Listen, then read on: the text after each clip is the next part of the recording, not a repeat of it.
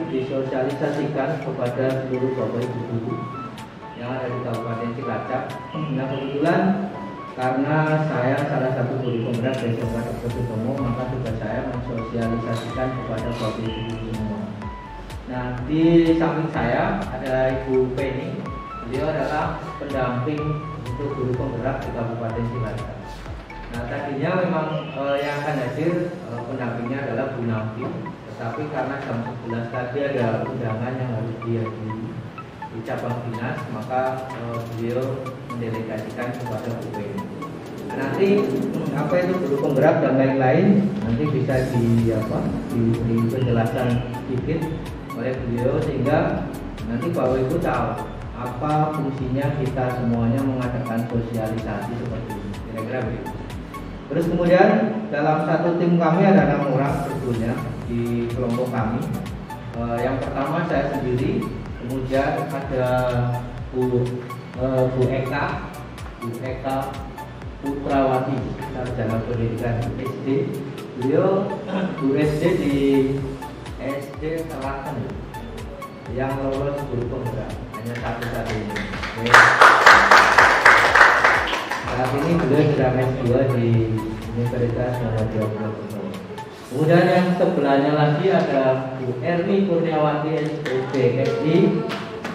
Beliau guru matematika ya Bu? Di SMA Negeri 1 Cilacap.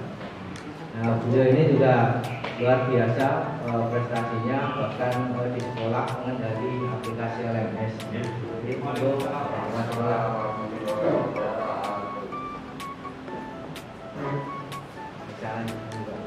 Dayanto Bintang biasanya, yang dulu pernah memberikan motivasi ke kita. Beliau juga satu tim dengan saya, cuma karena tadi pagi sudah sosialisasi. Nah, di siang hari ini memang waktunya yang melelahkan, kadang ngantuk juga, sama mudah-mudahan bisa tetap fokus dan konsentrasi. Kami mencoba untuk bisa sesingkat mungkin nanti menyampaikan materi dengan padat, tapi mengenai di bawah ini. Baik, sebelumnya mari kita dengarkan arahan dari beliau Bapak Kepala Sekolah. Kemudian nanti setelah itu kita dengarkan paparan dari Bu Penny selaku pendamping praktek kami di CGP. Kemudian nanti baru teman-teman akan memaparkan masing-masing, kalau bisa nanti ya kita dibagi waktunya juga tidak terlalu banyak. Baik, untuk selanjutnya waktu dan tempat kami persilakan kepada Bapak Kepala Sekolah, Bapak Serani Sekuri BUMN. Waktu dan tempatnya kami persilakan.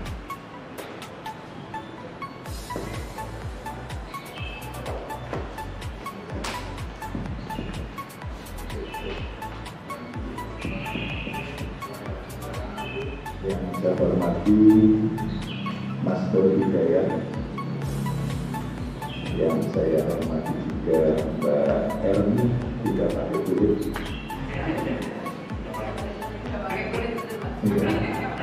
Terus Mbak Eka dan Mbak Penny, tanpa es.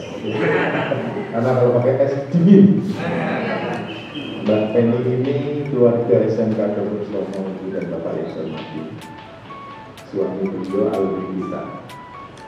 Jadi beliau wajib bersyukur karena SMK Dr. Sutomo salah satu yang memberi kenikmatan bersama. Saya melihatnya Bapak Ibu atau kita semua sudah lelah, jadi ya capek, jadi ada bercanda. Ibu Bapak yang saya cintai, saya banggakan, dan satu perjuangan. Hari ini sungguh merupakan hari yang bahagia untuk kita karena ada putusan pemerintah.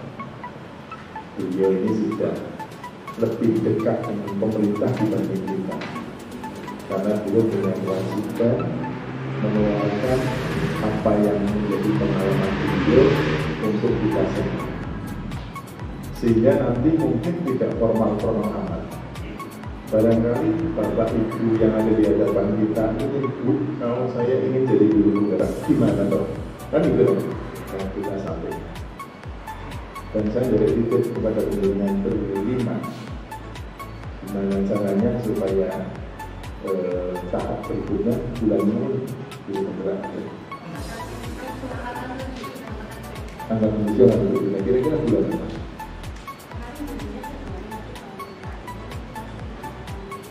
Kalau nanti kalau ada angkatan baru itu sampai begitu.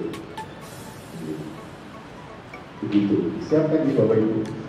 Ada yang minat dan ingin jadi guru penggerak?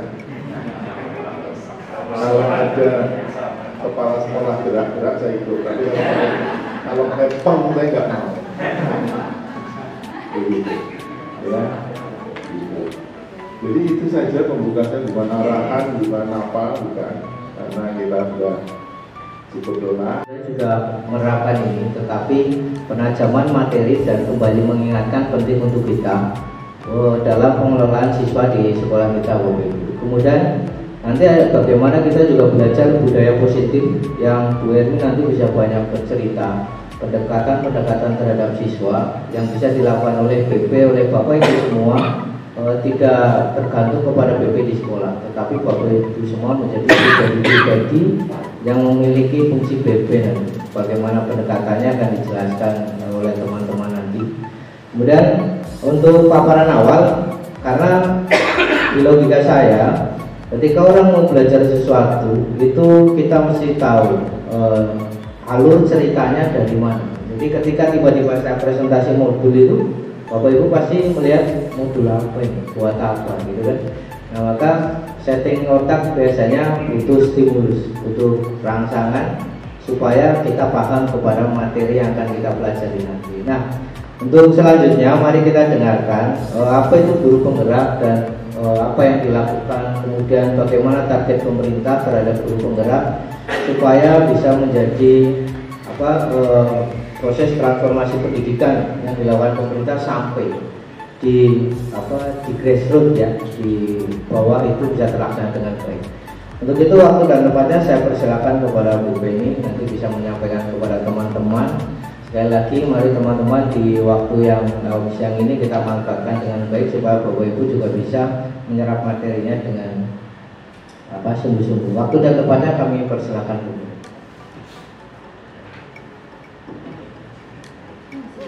Sebetulnya yang harus datang itu Bu Nafi, tetapi karena Bu Nafi ada DR, jadi saya mewakili Bapak Ibu Nafi. Tidak akan panjang lebar, tentunya yaitu kegiatan ini yaitu SOSIS ya, sosialisasi modul 1 itu memang aksi nyata yang dilakukan oleh CGP ya, calon guru penggerak.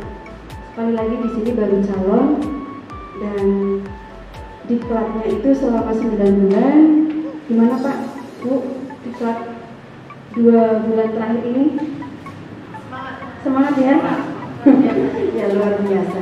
Tugas itu udah biasa ya, pasti mudah untuk dikerjakan. Dan yang sangat saya apresiasi di sini yaitu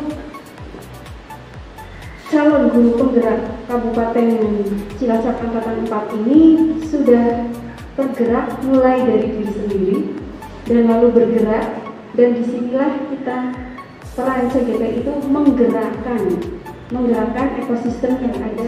Ini sangat baik sekali. Tentunya yaitu tidak meninggalkan tupoksinya saat melaksanakan kegiatan guru penggerak ini.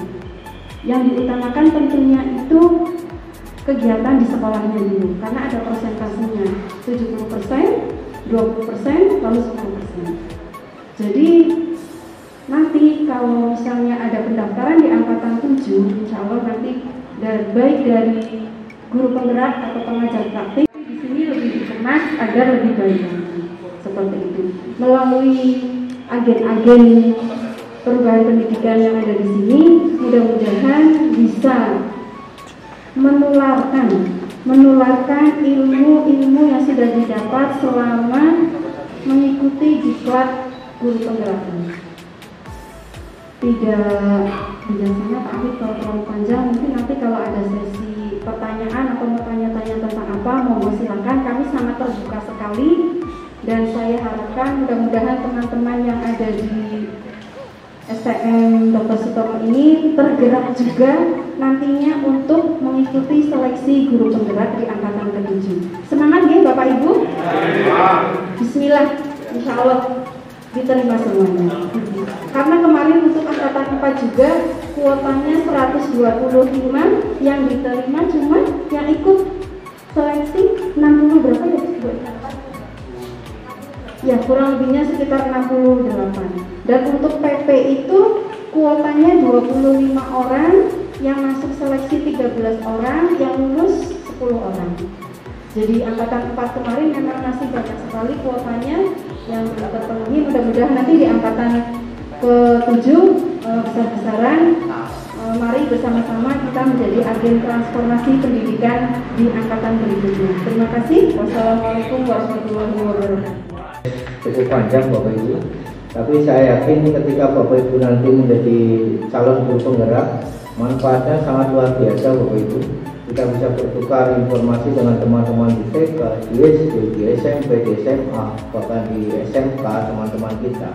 Karena di angkatan keempat ini SMK baru dibuka Bapak Ibu.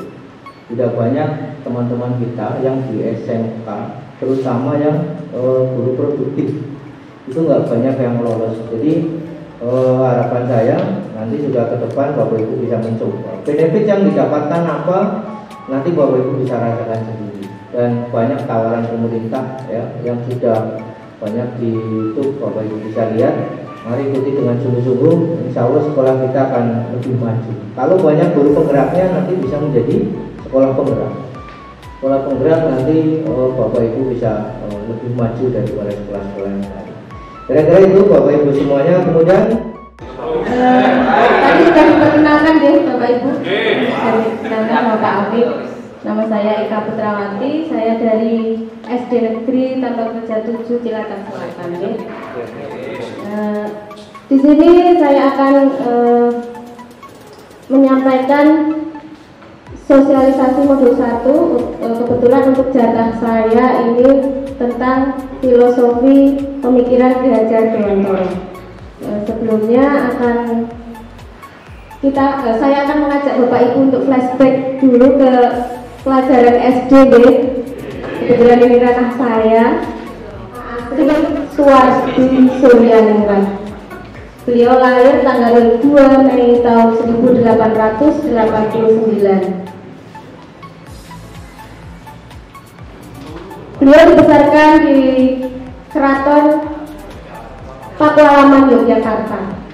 Nah, semasa mudanya Ki Hajar ini Ki Hajar ini sangat berani menentang pemerintah kolonial Belanda. Bersama dengan kedua temannya, masih ingat Ibu, Dawud Dekker dan Dr. Cipto Mangunkusumo. Beliau masih sering menentang pemerintah Hindia Belanda. Jadi karena saking beraninya menentang pemerintah kolonial Belanda, Ki Hajar Dewantara ini sering keluar masuk penjara. Kemudian pada tahun 1912 Ki Hajar Dewantara mendirikan perguruan taman siswa di Yogyakarta. Nah, ada nggih alumni taman siswa nggih. Nah, luar biasa nih berarti.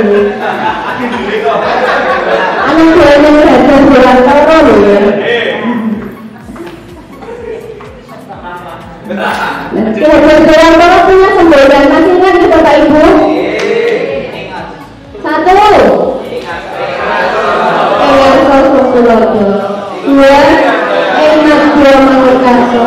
3. Tuturi Handayana. Yang artinya Eyang Sosokulodo artinya di depan memberikan contoh atau menjadi teladan. Enak Dia Mangunkarso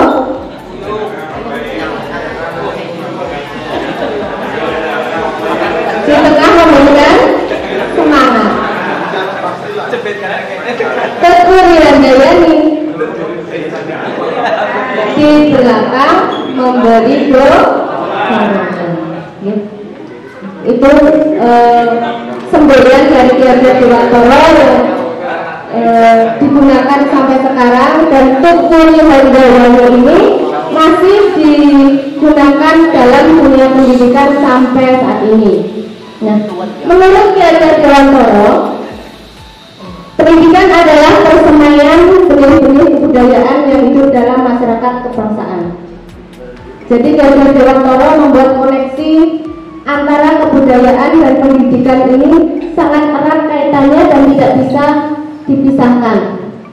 Dan yang diimpikan, peradaban bangsa yang dicita-citakan diperlukan sebuah fondasi yang kuat atau landasan yang kuat, yaitu pendidikan.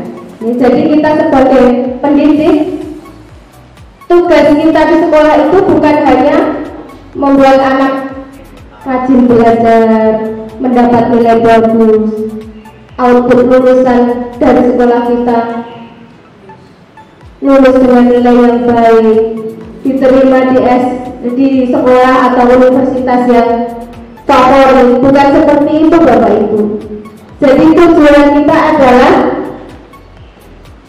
untuk masih slide yang tadi Mas. Untuk mencapai kebudayaan yang kita impikan, yaitu mencapai peradaban, seperti itu ya. Jadi itu inti dari koneksi antara pendidikan dan kebudayaan. Monggo bisa lanjut.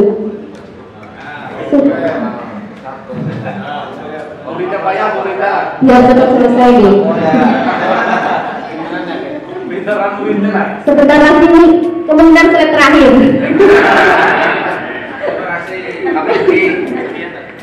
Mungkin Bapak Ibu anak-anak suruh bikin asbak,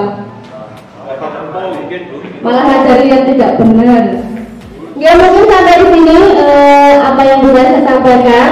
Sebelumnya SDG dulu ya Bapak Ibu, biar tidak ngantuk.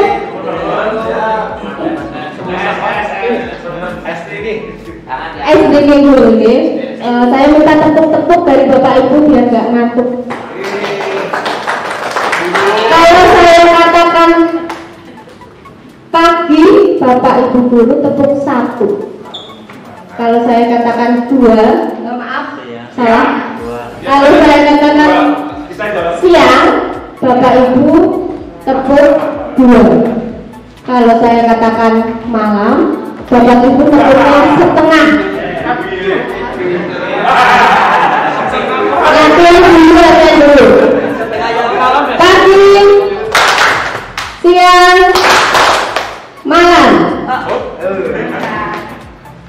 Nah, kalau sekarang serius ya Pak. 1, maaf salah. Pagi, siang,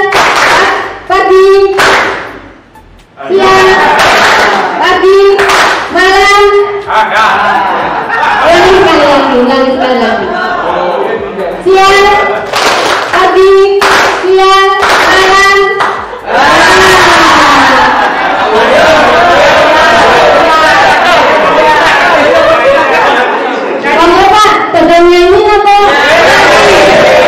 Bapak Ibu semua, selanjutnya karena lanjutan dari filosofi pemikiran Ki Arja Dewantara ini, katanya saya nanti kalau ngantuk tak tampilin Bu Ermi nanti. Nah kalau Bu Ermi nanti speakingnya banyak Bapak Ibu. Baik Bapak Ibu, tadi Bu Eka sudah menjelaskan di kondisi alam ya Bapak Ibu. Jadi sejatinya siswa kita itu bukan gelas kan kemudian diisi air Bapak Ibu. Nah sekarang stigma itu dibuang jauh-jauh, bahwa anak didik kita adalah siswa yang memang sudah punya kodrat alam sejak pagi. Contoh sederhana begini Bapak Ibu, saya contohkan misal Pak Handoko. Pak Handoko itu kenapa kemudian sekarang lebih suka menggeluti bidang olahraga? Padahal ketika itu Pak Handoko lulus SMK itu dulu SMK-nya dia listrik kan? Saya otomotif. Pak Handoko ketika kuliah malah ambilnya mesin kan? Saya ambilnya listrik. Karena saya dulu itu juga tidak memahami kodrat alam saya. Kemudian Bapak Ibu guru saya tidak mengarahkan. Saya nggak tahu mau ngambil apa nih. Bahkan ketika saya lulus, Saya lulus itu saya pernah mau ngambil biologi Bapak Ibu. Ditanya kenapa ambil biologi, nggak tahu. Nah, maka Bapak Ibu mulai hari ini, mulai besok Bapak Ibu bisa tajamkan kodrat alamnya anak-anak. Maka saya sampaikan ke Bapak Ibu, ke Bu Lulus, ke Bu Wati ya, ke perusahaan, ayo dibangun. Kalau anak-anak itu belajar di listrik tapi bakat dia kewirausahaan, tajamin aja. Ada yang kegiatan, pelatihan kewirausahaan. Nanti yang dana siapa? Mas PKK, nggak masalah. Nah, kenapa? Karena ketika siswa lulus itu dia nggak mesti bekerja ya. Ada yang kepengen berwirausaha. Pak Doko, Danu menajamkan siswa, lomba dan lain sebagainya. Ketika dia lulus jurusan mesin listrik, otomotif, multimedia, kemudian jadi atlet, berarti Pak Andoko dan Pak Danu sudah bisa melihat dia bakat di poli, tajamkan aja. Jadi mereka tidak perlu dipaksa Bapak Ibu. Jadi mulai sekarang kalau Bapak Ibu ngajak, nggak usah marah-marah kalau dia nggak pintar di pelajaran Bapak Ibu. Karena siapa tahu kodrat alamnya tidak berada di situ. Kita tajamin aja. Itu ya. Nah, jadi sekarang Bapak Ibu nggak usah marah-marah, itu Pak wali kelasnya kan ada ya. Ini putranya di pelajaran saya nggak ngerjain PR saya selama berbulan-bulan, 10 PR dari kerjain. Anda perlu bertanya kembali, bagaimana cara Anda menajamkan kodrat alam? Kan begitu ya. Ada yang sampai Bapak Ibu tidak mau absen di kelas, itu salah besar. Jadi mereka harus pahami bahwa kodrat alam mereka sudah punya. Kita tinggal tajamin aja, nggak usah dipaksa diarahin. Saya lihat seperti Pak Danu upload, ini ada yang prestasi poli. Bapak Ibu udah tahu dia pintar poli kan?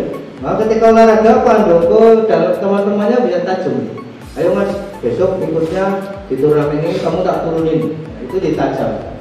Kemudian ada kodrat zaman Bapak Ibu. Bapak Ibu mesti paham bahwa SMK itu butuh 3 komponen yang harus dia miliki. Pertama adalah knowledge, pengetahuan. Bapak Ibu setiap hari transfer knowledge kan.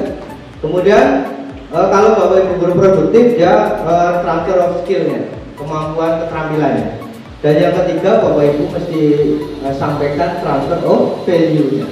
Bapak Ibu jangan lupa itu. Ada nilai-nilai di mana pada saat siswa praktek misalkan, Bapak Ibu bisa melihat siswa keluar dari bengkel teriak-teriak, maka value-nya nggak dapat. Value-nya nggak dapat Bapak Ibu.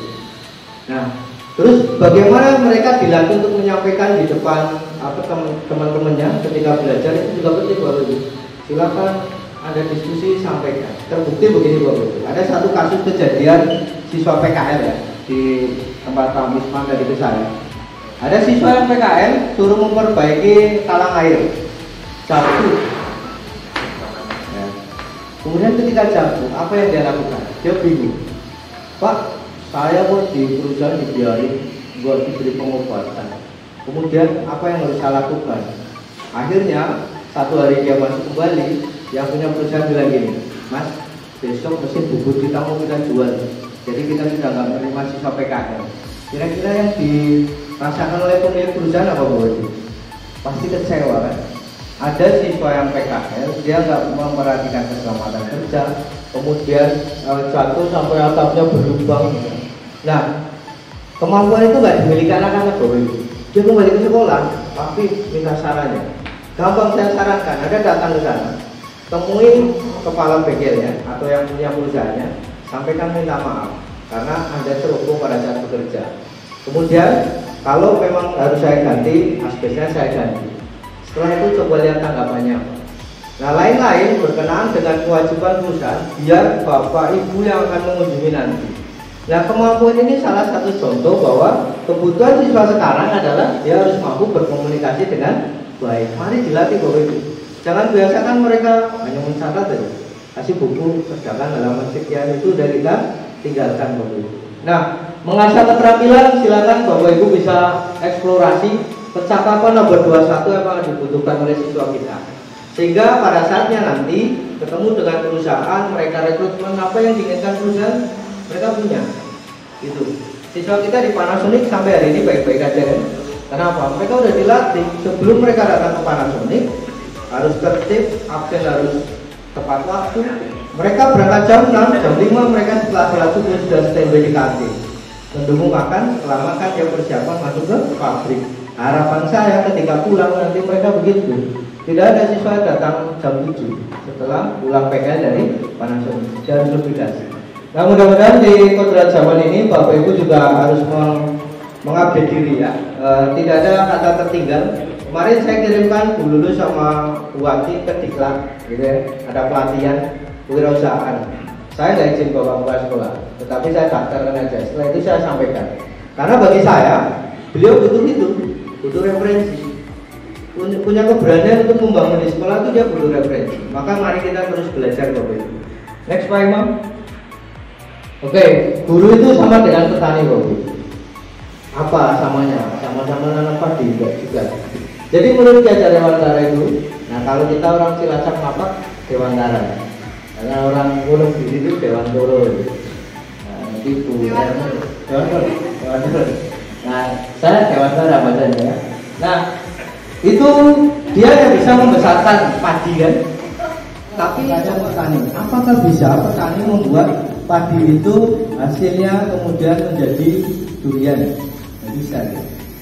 Karena sejatinya dia bisa mampu membesarkan. Kalau memupuk bisa nggak? Memupuk itulah tugas guru. Dipupuk aja siswanya. Tapi kita nggak bisa maksa siswa itu, Mas Anda itu besok harus jadi ahli matematika, nggak bisa. Anda harus jadi ahli agama, nggak bisa juga. Kita nggak bisa memaksa itu. Kita hanya bisa mengarahkan mereka. Nah maka Bapak Ibu mulai sekarang tugas Bapak Ibu harus sama seperti petani. Dia bisa mengolah lahannya. Lahan yang kurang subur jadi subur dia bisa. Kemudian dia bisa melihat, oh ini tanamannya mulai diserang hama, maka harus apa upayanya. Nah maka sama, ketika siswa mulai nakal, Bapak Ibu kemudian tidak potong aja padinya selesai, Anda nggak panen nanti. Nah maka Anda harus punya strategi bagaimana caranya supaya siswa Bapak Ibu tidak kemudian dipenggal tuh. Kadang-kadang ya, dia nggak dibully di kelas kan, karena tinggi ganteng, tapi yang jelek gitu. Kurang tinggi mungkin. Itu kasihan ya, gitu ya. Gitu ya. Terus kemudian bernalar kritis, Bapak Ibu latih mereka untuk bernalar kritis. Sesekali Bapak Ibu kasih masalah. Coba anak-anak hari ini belajarnya dengan masalah ya. Nah, misalkan lulus, nih ada sebuah keluarga yang sedang mengalami kesulitan ekonomi, anak-anak. Kemudian bagaimana membangun kewirausahaan supaya keluarganya kemudian bisa mendapatkan penghasilan kembali. Apa yang kalian pilih coba? Nah maka dia akan mencoba bernalar kritis di situ. Nah mudah-mudahan Bapak Ibu bisa membangun itu mulai besok. Ajarkan mereka bernalar kritis sehingga nggak ada siswa kita yang datang ke perusahaan ketemu security maju gitu kan, maju. Akhirnya nggak ada yang maju juga. Coba Bapak Ibu tes di kelas. Tunjuk jari anak-anak yang mau maju. Nggak ada Bapak. Semuanya diem dulu. Kamu maju ya, baru dia maju kan. Nah, maka ini harus perlu dilatih. Kemudian yang terakhir mandiri Bapak Ibu.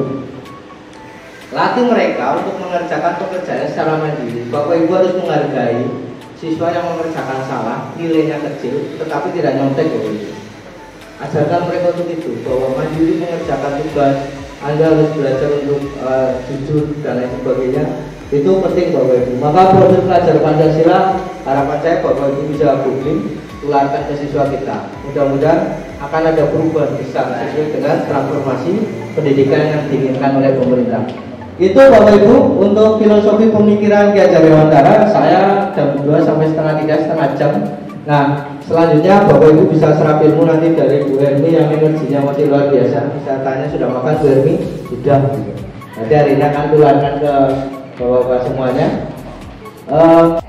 SMK Dr. Sutomo.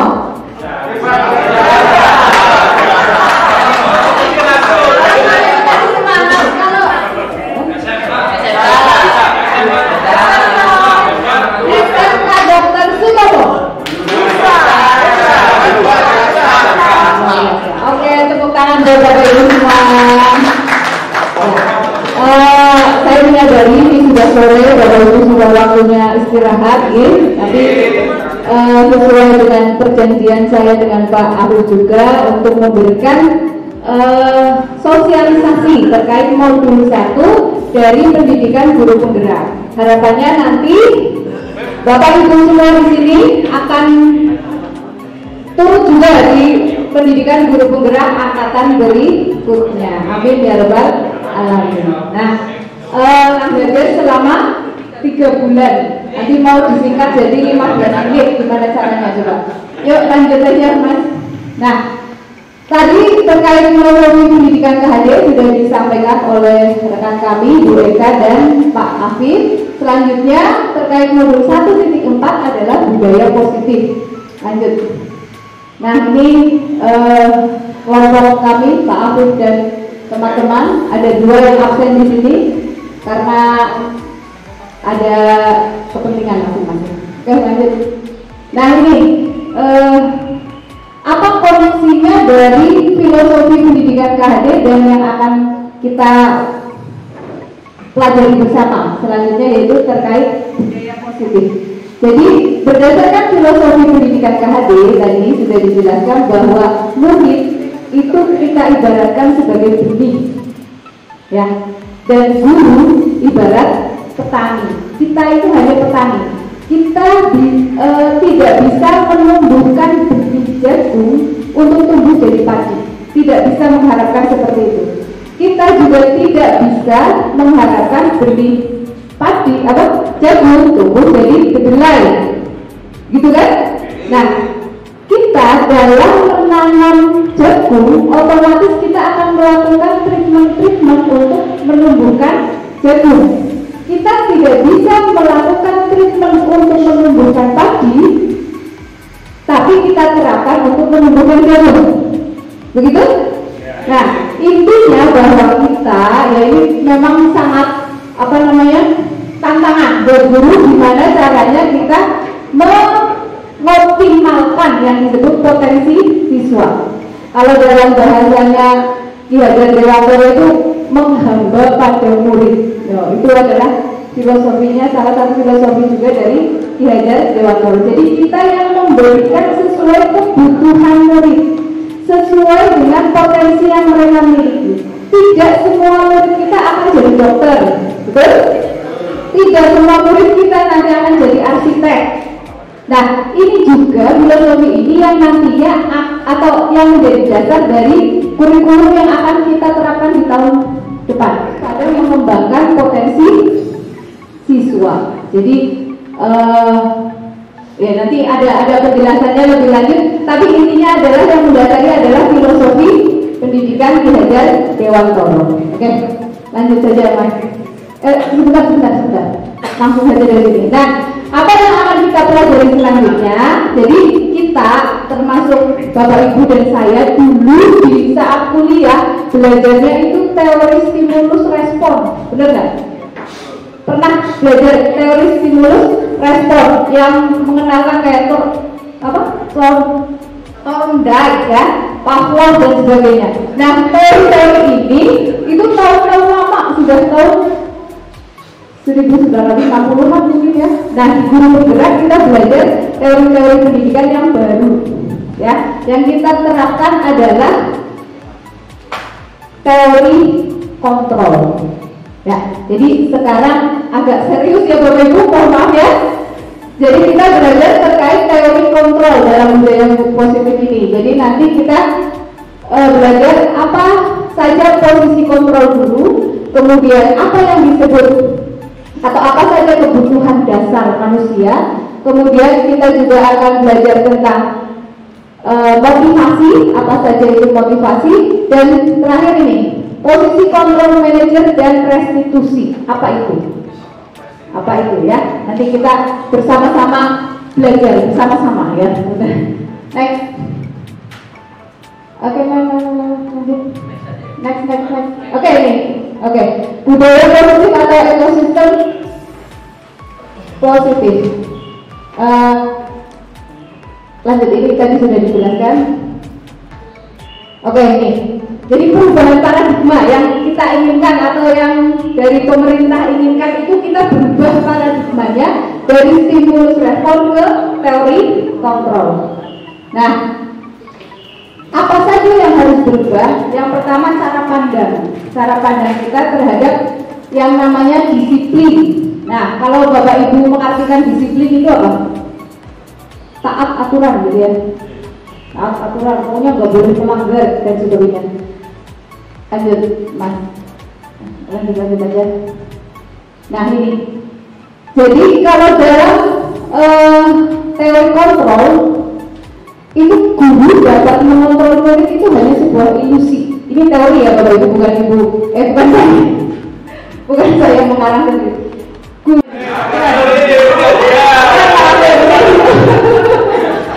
Keren. Oke, lanjut ya.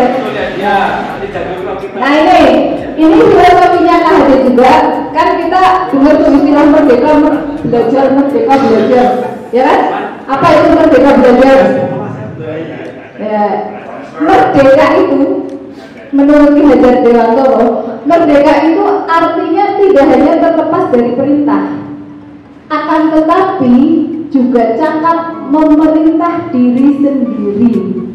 Ya, itu yang kita harapkan, siswa kita bisa memerintah diri mereka sendiri seperti Bapak Ibu juga sudah menerapkan. Gitu. Jadi Bapak Ibu sudah siap menjadi teladan. Bapak Ibu siap memberi semangat, memberi dorongan. Nah, tinggal insya Allah siswa-siswi kita ini bisa mencapai kodrat mereka masing-masing dengan optimal. Itu sebenarnya inti dari budaya positif. Oke, masih ada 5 menit yuk. Nah ini nanti kaitannya dengan Pak Nur selanjutnya. Ada peraturan, ada keyakinan. Bedanya apa? Keyakinan itu lebih besar cakupannya daripada peraturan. Nah, yang diharapkan nanti di budaya positif itu kita arahkan ke keyakinan, bukan ke peraturan, keyakinan kelas atau keyakinan sekolah. Contoh, misalkan ada sebuah peraturan kita harus memakai helm. Itu sebenarnya tujuannya untuk apa? Keselamatan. Nah, keselamatan itulah yang merupakan keyakinan. Tahu ya bedanya ya? Jadi peraturan itu muncul karena ada suatu keyakinan. Nah, keyakinan itulah nilai-nilai yang lebih universal. Nah, contoh lagi, kenapa kita ada peraturan memakai masker? Kesehatan, pintar-pintar sekali kesehatan. Nah, jadi peraturan memakai masker itu sebenarnya keyakinannya apa? Keyakinannya adalah untuk menjaga kesehatan. Kita di sekolah anak-anak nggak boleh berantem, tidak boleh berkelahi, itu peraturan. Kalau masih pakai kata-kata dilarang, tidak boleh, itu berupa peraturan. Tetapi bagaimana mengarahkan ini ke nilai yang lebih tinggi? Kalau tidak boleh berantem itu nilai keyakinannya apa? Persahabatan, oke. Saling menghormati. Tidak boleh datang terlambat, apa keyakinannya? Disiplin, boleh. Bertanggung jawab. Nah, nilai-nilai itulah yang sebenarnya harus lebih utama dibandingkan peraturan. Gitu? Next. Oke, kesepakatan kelas. Ini contoh yang kami praktekkan ya. Next, Mas. Nah, ini contoh keyakinan kelas. Beberapa waktu yang lalu sudah dipraktekkan oleh Bapak Ibu guru gerak. Ini saya dan teman-teman anak-anak di SMA 1. Ini di awal pembelajaran, di awal semester kita adakan musyawarah untuk menyusun keyakinan kelas. Nah, di situ kami siswa dan guru kelas bla bersepakat untuk mandiri, tanggung jawab, menjaga kebersihan, gotong royong, saling menghormati, terus disiplin, fokus dalam pembelajaran dan sebagainya. Jadi berupa kesepakatan, dan diharapkan dengan kesepakatan itu anak itu dari dalam melakukan kesadaran itu kesadarannya itu tumbuh dari dalam, bukan karena takut dihukum ada poin atau takut didenda, takut dimarahi guru, udah nggak ada, tapi sadar seperti Bapak Ibu yang sudah dipraktekkan Bapak Ibu. Oke. Nah ini Dan diusahakan itu nilai-nilai itu adalah munculnya dari siswa, bukan guru yang mendikte. Tapi ini adalah musyawarah, siswa yang menulis, siswa lain yang memberi masukan kesepakatan apa yang akan yang disepakati ini. Next mas. Nah ini datangnya dari siswa. Ini siswa yang ketika muncul dari siswa, mereka sadar diri, sadar bahwa itu memang kesepakatan dari mereka sendiri, bukan guru yang meminta harus gini-gini. Lanjut. Nah, satu lagi, kan banyak tuh yang suka mencetak-cetak pakai banner dicetak, ya. Nah, kalau saya ini pribadi nih, saya lebih suka yang tulisan tangan anak sendiri, karena itu menurut saya punya value yang berbeda dibandingkan dengan hasil cetakan komputer atau sebagainya. Nah nanti ini kita tempel di kelas dibaca. Nah harapannya dengan memiliki kesepakatan itu budaya positif akan muncul di kelas. Terciptalah ekosistem yang positif. Begitu Bapak Ibu? Ya, tepuk tangan untuk Bapak Ibu semua. Dan ya, ini tidak hanya dipraktekkan oleh Bapak Ibu guru penggerak saja, semua bisa mempraktekkan seperti ini. Lakukan hal yang paling kecil minimal dari diri kita sendiri, gitu ya, baru ke orang lain dan sebagainya. Demikian dari saya. Selanjutnya mungkin ada terkait restitusi dan sebagainya akan dijelaskan oleh Bapak Berdaya. Terima kasih. Wassalamualaikum warahmatullahi wabarakatuh. Bukan berarti terus saya yang paling penting di sini. Ini sharing aja Bapak Ibu. Pertama ini video kesepakatan kelas yang kami lakukan ketika kebetulan saya masuk di kelas ini di semester awal kemarin. Terus juga ini salah satu contoh saja. Tapi bukan berarti harus seperti ini. Tadi Bu Erni ada contoh sendiri. Saya juga punya cara sendiri di SMA. Ini bentuk kesepakatan. Karena yang sering terjadi adalah ketika ada anak bermasalah itu yang disalahkan satu guru BK, yang kedua wali kelasnya. Nggak pernah menyalahkan dirinya sendiri. Padahal di situ itu harusnya tiap guru mapel kayak saya sendiri itu dia punya kesepakatan kelas dengan anak-anak, bukan mengikuti peraturan yang disampaikan. Peraturan dengan keyakinan kelas atau kesepakatan kelas itu berbeda.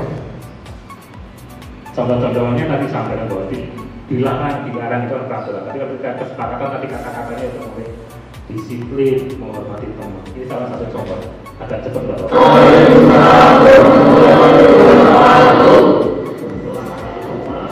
Ini adalah pertama. Ini cepat Bapak.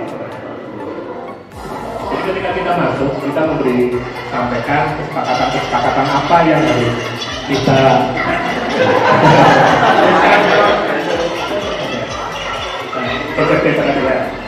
ini saya sudah menyampaikan bahwa sebenarnya kesepakatan yang ada di kelas itu.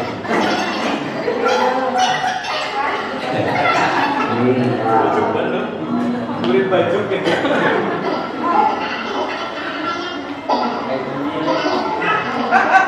Gak apa-apa cukup karena waktu ya. Kita bagi positifnya, kita bagi untuk ditulis apa yang mereka inginkan, bukan saya tadi menyampaikan, bukan kita yang menentukan, tapi anak muncul sendiri. Tadi disiplin kelasnya seperti apa, on time, tepat waktu, tapi tidak ada kata-kata yang dilarang, nggak boleh ini, nggak boleh ini. Setelah itu mereka suruh maju satu.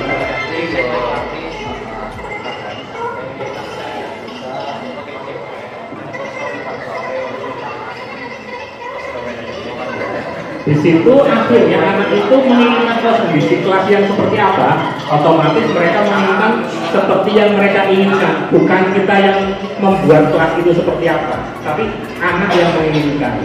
Umpamanya bersih, terus di situ juga kita nggak terus merdeka seenaknya sendiri, kita juga mengikuti aturan yang ada di kelas itu. Ketika anak menginginkan tepat waktu, berarti kan gurunya juga harus tepat waktu juga.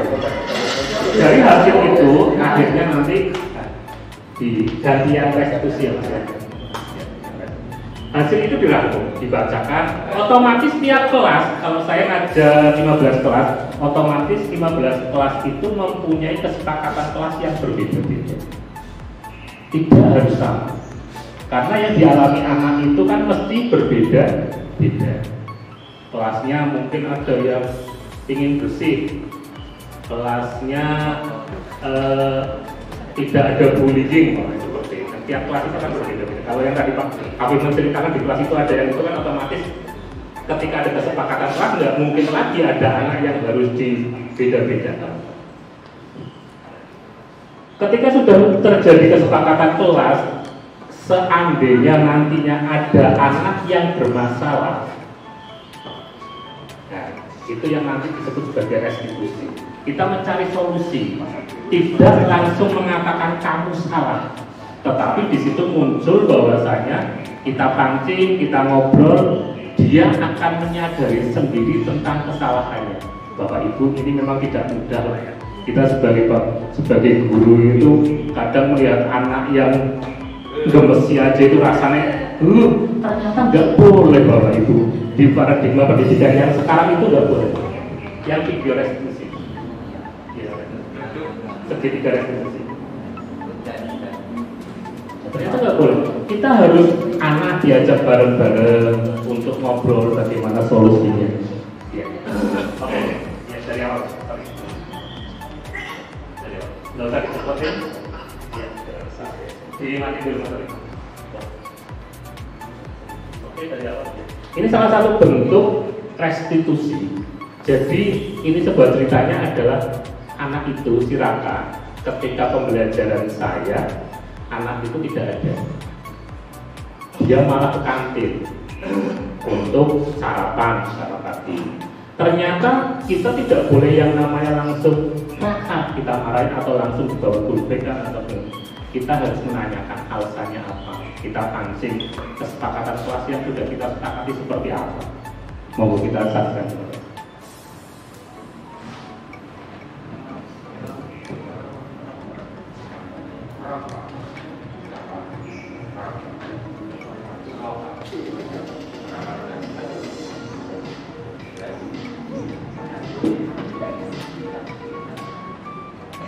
Oke, Raka, mau tanya, tadi pas pelajaran saya jam kedua, kok Raka nggak ada di mana? Aduh, saya ke kantin Pak bersama teman-teman yang lainnya, bukan sendirian saja. Ngapain? Oh, ini Pak, tadi kan saya dari pagi itu belum makan Pak, jadi saya mules. Iya. Padahal kan Raka tahu tadi itu belum istirahat dalam sidang pelajaran saya juga. Raka tahu dengan kesepakatan kita. Siap tahu Pak. Apa itu? Disiplin dan tanggung jawab Pak. Disiplin apa? Disiplin itu taat kepada peraturan kelas dan peraturan sekolah. Kalau yang tanggung jawab. Kalau tanggung jawab, bertanggung jawab atas semua yang kita lakukan. Jadi dari ini dengan kesimpulan kita kesepakatan kelas. Pertama kita mencari solusi, win-win solution seperti yang tadi sahabat awal juga. Memang tidak mudah. Tetapi tadi juga sudah sahabat awal juga ini paradigma pendidikan yang sekarang itu sudah berbeda. Kalau tadi Pak Afif menceritakan ketika zaman dulu satu sahabat satu ketemunya dua, tapi solusi berikutnya 10 tadi 10 bisa diperoleh dari mana aja. Sama paradigma perubahan pembelajaran sekarang yang kita dapatkan di modul 1.1 dan 1.4 itu sama seperti itu, bahwasanya kita bukanlah super power orang yang paling betul, orang yang ketika berdiri di depan itu yang paling luar biasa. Tetapi KHD sendiri mengatakan bahwasanya anak itu bukan lagi menjadi objek, tetapi subjek juga. Loh kok bisa? Kita real ketika dalam kehidupannya PJJ yang baru saja kita alami ini di pandemi ini, coba kalau kita lihat anak kita itu sebetulnya tanpa bunda pinter loh. Nyatanya mereka PJJ di rumah ketika mengerjakan vokal itu hampir nilainya mesti 8, 9, 10 tanpa pembelajaran. Karena apa? Pembelajaran yang sekarang tidak harus tatap muka. Pembelajaran sekarang bisa dilakukan dengan dunia maya yang sekarang banyak sekali. Dan anak itu kalau saya sendiri di sekolah saya merasa bahwa ketika anak di sana jauh lebih pintar daripada guru. Itu yang terpenting, bahwasanya kita hanya bisa mengarahkan. Cuman kadang kita kalau sudah berdiri di depan sendiri seperti ini, ngerasa saya paling benar, ngerasa saya paling jago. ketika kita ngobrol duduk bareng, mulai tadi Pak Afif cerita ketika di listrik dan etika dan lain sebagainya, ternyata kan anak itu sekarang bukan lagi menjadi objek yang kita cekokin tiap hari, tetapi juga subjek yang kadang kita sendiri juga banyak belajar dari mereka. Kita mulai ngajar, mungkin kemarin kita belajar tentang Google Classroom, anak nggak diajari bisa di rumah. Kita mungkin kemarin pakai umpamanya ada Google Form dan lain sebagainya. Ternyata anak mengerjakan di rumah nggak perlu belajar, hanya melihat itu pun gampang. Apalagi umpamanya yang kita punya Bu Eka itu di SD, ternyata juga sama. Anak-anak belajar Google Form, Google Classroom dan lain sebagainya, nggak perlu yang namanya itu. Makanya perlu kami sampaikan bahwasanya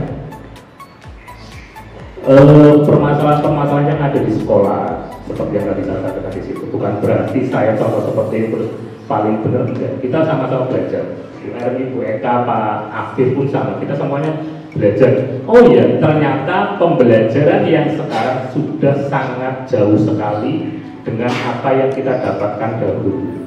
Dulu kalau saya di guru seni itu menganggap bahwasanya dulu guru saya ketika gambar apa harus contoh. Ternyata sekarang tidak seperti contohnya itu seperti itu. Makanya kalau saya di sekolahan punya, tapi kalau Pak Afif cerita kewirausahaan, kalau saya nggak ada, kalau mengikuti pelajaran tempat saya nggak ada, tapi saya bikin yang namanya YouTube sekolah. Kalau Bapak Ibu melihat YouTube sekolah kami itu insya Allah lebih lingkungan Cilacap Banyumas itu paling besar, karena di situ selama pandemi anak itu nggak mendapatkan pelajaran, tetapi mereka ingin kreasi. Ternyata mereka cuma butuh, bukan saya untuk ngajari, mereka lebih jago daripada saya, tetapi mereka hanya butuh wadah, fasilitas. Kalau saya melihat di sini fasilitas sudah luar biasa, tetapi di tempat kami sampai karena anak-anak yang memang sebetulnya lebih pintar daripada guru, ya kita menyediakan dukungan saja. Kadang alat itu dibawa dari anak sendiri. Makanya ketika pembelajaran seperti ini yang nanti konsepnya prototipe kurikulum prototipe itu yang konon ceritanya saya sendiri juga belum baca saya, nanti pembelajaran itu disesuaikan dengan keinginan anak. Katakanlah kalau Bu Emi di matematika, belajar matematika itu matematika 1, matematika 2, matematika 3 sampai berikutnya. Cuma saya belum tahu juga pembelajaran seperti apa. Karena mungkin kalau di SMK iya, kalau di SMA tempat kami kan gini, anak nggak bisa, anak pintar di seni sama saya, tetapi akan dianggap bodoh sekali ketika nggak ketemu, nggak bisa sama Bu Emi di matematika. Padahal dia bisa mengembangkan sekolahnya dan lain sebagainya. Itu saja Bapak Ibu, singkat bahwasanya guru bukan yang paling hebat, bukan yang paling itu, kita sama-sama belajar. Terus anak tidak harus dihukum. Yang sudah memberikan banyak ilmu kepada kami, alhamdulillah, mudah-mudahan bisa diterapkan di dalam pembelajaran setiap hari. Mohon maaf untuk Bu Erni, saya sedikit bertanya. Tadi dengan mengatakan kata-kata menghamba kepada murid. Jujur, saya tergelitik dirinya saya. Nah, setahu saya hamba itu adalah sebutan makhluk kepada sang khalik atau pembantu pada majikan yang menghamba saya. Nah, kalau seorang guru menghamba kepada murid itu maksudnya bagaimana? Tolong dijelaskan. Saya agak tergelitik kayak gitu. Terima kasih. Assalamualaikum warahmatullahi wabarakatuh. Tapi kita buka lagi, itu bukan perkataan dari saya, juga bukan dari perkataannya Kementerian Pendidikan, tetapi itu adalah perkataan dari Bapak Ki Hajar Dewantoro. Tetapi jangan dihakimi secara sependek itu, karena kalimatnya sangat panjang, ya. Coba bisa nggak Pak kalimat lengkapnya? Jadi guru itu menghamba pada murid bukan untuk mendapatkan penghargaan dari murid, tetapi semata-mata hanya untuk ini loh, melayani ya. Kalau bahasanya itu bukan melayani, Pak? Bukan membimbing, menuntun. Nah, kata-katanya adalah menuntun pada perkembangan potensi siswa. Kalau mau boleh di YouTube apa di Google yang kalimat lengkapnya. Tetapi itu sekali lagi bukan kalimat sependek itu ya Pak. Jadi ada konteksnya dan menurut saya itu bukan menghamba kita seperti mendewakan, itu bukan. Tetapi kita benar-benar ngikuti apa kemauan siswa, apa yang dibutuhkan, tanda kutip dibutuhkan. Kembali lagi korelasinya ke kurikulum prototipe. Kalau Bapak Ibu sudah membaca sekilas, nanti di kurikulum prototipe itu kalau di SMA ya, tidak ada lagi pengkotak-kotakan jurusan IPA, IPS, bahasa. Sudah tidak ada. Tetapi apa? Anak ini besok mau jadi apa? Ketika dia mau jadi arsitek, mungkin dia tidak perlu ngambil pelajaran biologi terlalu banyak. Beda dengan yang mau jadi dokter, dia bisa ambil porsi biologi lebih besar. Gitu ya. Kalau dia mau jadi seniman, mau jadi penyanyi, ya nggak perlu lah ambil matematika peminatan misalnya. Kan ada matematika wajib, matematika peminatan. Peminatan nggak perlu diambil, fisika nggak perlu. Cukup dia mapel-mapel yang mendukung besok dia mau jadi apanya gitu ya. Jadi sebenarnya itu di luar negeri sudah menerapkan siapa sebenarnya tokoh Ki Hajar Dewantara itu populer loh di luar negeri Bapak Ibu. Kita yang kadang hanya sebagai Putri Handayani itu taunya, saya termasuk ya kan. Padahal pemikirannya itu sudah mendunia, ya termasuk student center learning itu sebenarnya pemikirannya Ki Hajar Dewantara dari kata menghamba pada murid itu adalah berpusat pada murid, gitu maksudnya. Gitu ya Pak? Ya, bisa dipahami. Oke, terima kasih. Wassalamualaikum warahmatullahi wabarakatuh. Masih kurang. Harusnya berpun menghamba para murid sama Bapak. Menghamba kan harusnya ke sana gitu. Tapi ketika mendapat penjelasan maksudnya adalah secara kontekstual itu kita mencoba untuk semuanya harus berpihak pada murid. Kemudian kita juga harus berpusat pada murid, seperti itu kira-kira. Nah, kalau konteks itu dirasa kurang nyaman dengan bahasa itu nggak ada masalah. Kalau saya, kita bisa ganti dengan bahasa yang lebih nyaman dan lebih mudah diterima oleh hati. Menurut saya begitu Bapak Ibu. Jadi sekali lagi di dalam konteks kita belajar apapun maka kita mesti melihat ini konteksnya bicara dalam hal apa. Ketika kurang tepat ya sudah kita coba geser saja pendekatannya lebih kepada kata-kata yang bisa diterima oleh hati kita. Mungkin seperti itu Bapak Ibu. Sama kayak hukum kekekalan energi misalnya. Energi tidak dapat diciptakan dan tidak dapat dimusnahkan gitu. Ketika saya kuliah, dosen saya protes Bapak. Semua bisa diciptakan oleh Yang Maha Kuasa. Masa energi nggak bisa? Itu sama. Jadi secara pengetahuan mari gunakan pendekatan yang lebih bisa diterima, tidak ada masalah. Tapi konteksnya harus sama. Itu oke? Ada lagi Pak Wisnu? Mau bertanya ke siapa Pak? Wah,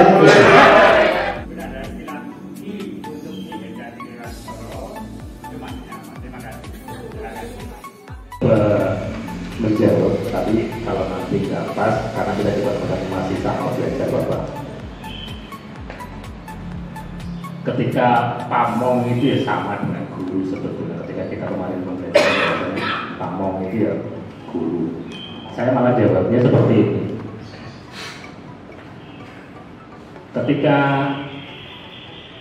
ini enggak lateral menjawab, tapi mudah-mudahan bisa jawab. Ketika di sebuah organisasi ya, katakanlah apa namanya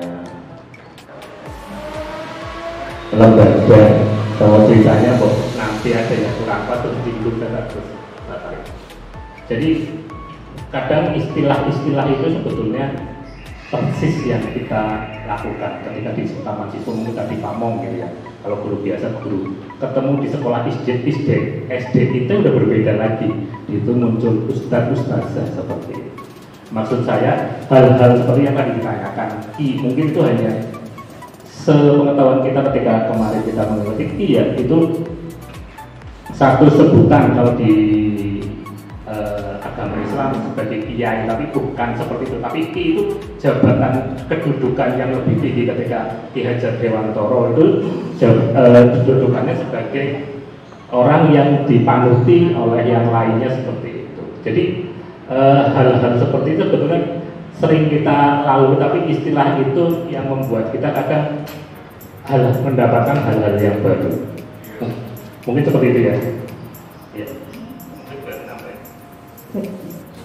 Ya, terima kasih Pak Nur. Saya nambahin sejauh pengetahuan saya ya Pak. Jadi kita tarik kembali. Ki Hajar Dewantoro itu lahir dengan nama siapa Bapak Ibu? Depannya Raden Mas Suwardi Surya Ningrat. Jadi beliau adalah Ndoro lah bahasanya kan, priyayi, kaum priyayi. Tetapi priyayi ini, Raden Mas Suwardi Surya Ningrat itu ceritanya, beliau juga seorang kolumnis yang aktif. Jadi menulis kritik-kritik terhadap pemerintah Hindia Belanda waktu itu. Tulisannya yang paling populer dan mendapat kritik tajam dari pemerintah Belanda apa Bapak Ibu? Ini mungkin ada guru sejarah. Seandainya saya seorang Belanda, als ik Nederlander was. Nah, itu ceritanya dia mengkritik pemerintah Belanda, ya, yang sangat tajam. Dengan kritikan-kritikan itu akhirnya Suwardi ini diasingkan, sempat beberapa kali diasingkan. Tetapi, nah, diasingkan itu menurut kita negatif ya, terlihat itu negatif. Terlihat itu menyengsarakan. Ternyata Suwardi di sana malah justru belajar. Di negara Belanda itulah dia belajar teori-teori pendidikan. Yang menginspirasi beliau itu adalah Froebel dan sebagainya, beberapa ahli pendidikan yang terkenal ya, termasuk Froebel salah satunya. Nah itu kemudian ketika Ki Hajar waktu itu masih Suwardi ya, Suwardi kembali ke Indonesia, beliau ingin memerdekakan rakyat Indonesia ya untuk pendidikan. Jadi waktu itu pendidikan kan hanya dimiliki oleh kaum pribumi ningrat, tetapi dia ingin memberikan pendidikan itu siapapun bisa. Nah itulah mendirikan taman siswa. Nah untuk mendekatkan dia dengan rakyat, karena dulu kan kalau sama Ndoro-Ndoro itu agak sungkan. Untuk mendekatkan dia pakai istilah Ki, dia mengganti namanya menjadi Ki Hajar Dewantoro. Sejak usia, kalau nggak salah ini silahkan dicek lagi, sejak usia 40 tahun. Begitu? Nah untuk mendekatkan, intinya mendekatkan dengan rakyat, dengan murid ya. Begitu? Ya. Terima kasih. Wassalamualaikum warahmatullahi wabarakatuh.